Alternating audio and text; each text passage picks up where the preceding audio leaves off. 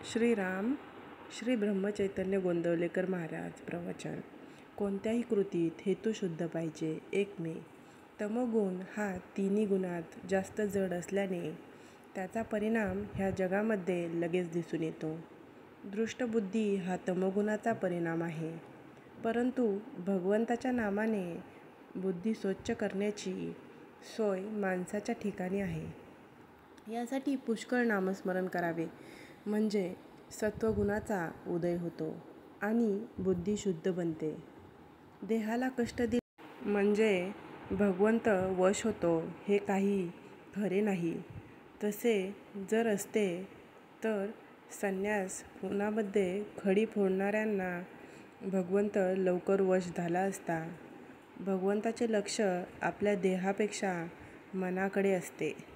आपल्या मनामध्ये प्रापंचिक हेतू ठेवून भगवंताच्या नावाने उपवासासारखे कितीही कष्ट केले तरी ते पाहून लोक फसतील, पण भगवंत फसणार नाही.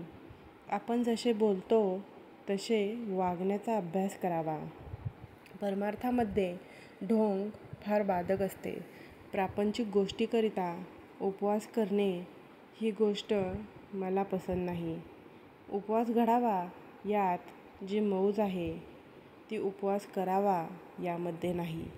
भगवंताच्या स्मरणामध्ये इतके तल्लीन व्हावे की आपण नेहमी त्याच्या जवळ वास करतो आहोत असे मनाला वाटावे. मग देहाने अन्न खाल्ले म्हणून कुठे बिघडले? याउलट आपल्या चित्तात भगवंताचे नाम नसताना आपण देहाने पुष्कळ उपवास केले तरी अशक्तपणाशिवाय दुसरे काही पदरात पडणार नाही. काही लोक वेडे असतात. त्यांना आपण उपास-तापास कशासाठी करतो आहोत हेच समजत नाही.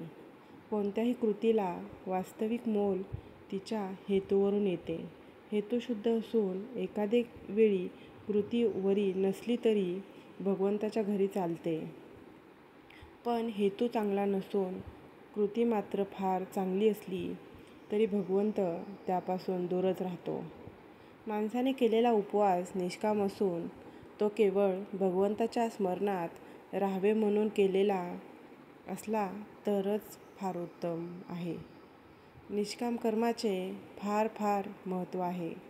भगवंतासाठी भगवंत हवा अशी आपली वृत्ती असावी.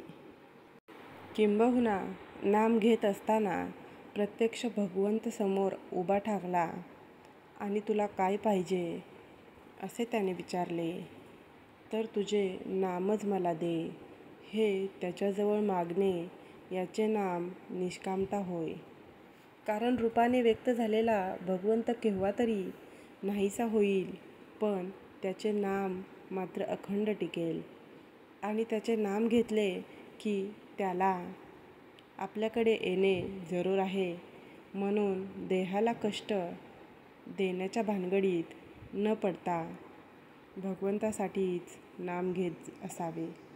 त्याची कृपा झाल्याशिवाय राहणार नाही. बोधवाक्य. जेथे नाम तेथे राम हा ठेवावा विश्वास.